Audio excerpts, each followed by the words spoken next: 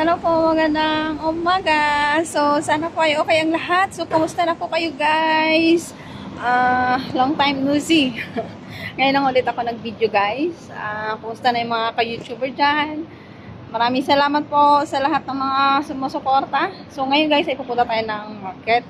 So, dadaan ako ng hagdan guys. Diyan ako dumaan. Hagdan tayo. Kasi, pupunta tayo ng market guys. So, maganda rin maghagdan kasi exercise, di ba? Ngayon guys ay sobrang pagod tayo ngayon. Itong siguro mga whole month or next month pa. Kasi kulang kami ngayon guys. So 3 na lang kami sa bahay. Tapos maglilipat pa kami ng bahay guys. So ang daming trabaho. Alam mo ba, kaya isipin ko lang ha. Gusto ko nang umuwi ka. Sobrang nakapagod pa sa 6 years na akong nagtatrabaho dito. Grabe. Tapos ngayon nabawasan pa kami ng isa kasi umuwi na guys, nagkaroon ng problema.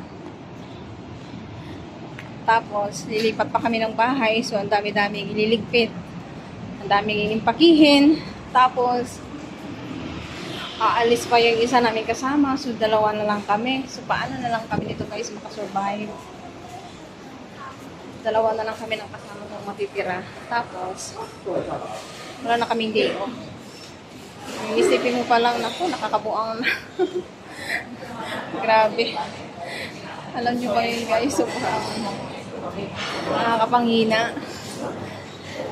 2 na lang kayo matira, tapos hindi pa namin alam kung paano kayo mag-day off nito. So, syempre, may estudyante kami guys, 2 yung estudyante namin. May activity pa sila. Sa bahay pa.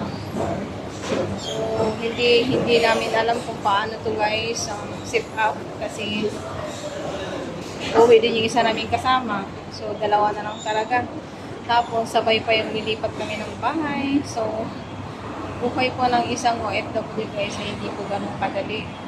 So, sana guys sa mga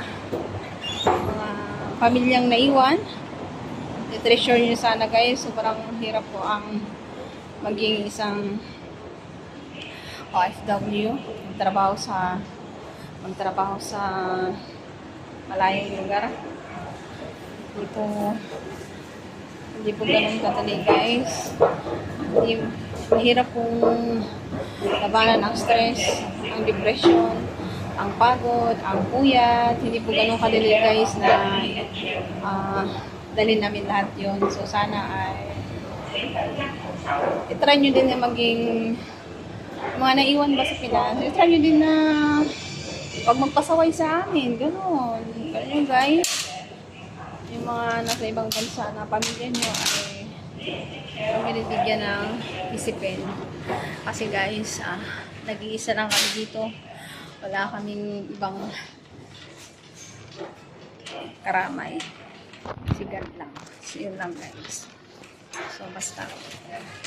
Ngayon, ulit ako nakapag-video guys. So, yun lang. So, yun lang pong update ko guys. So, nasa market na ako. Mamimili na ako and then uuwi. And then magluluto. And then maglilinis ng bahay. And then mag-i-impake guys. So, ang dahil pang trabaho kong gagawin. Magsusundo pa ng estudyante kaya. So, good luck to us. Good luck to me. And God bless po sa lahat. And thank you so much.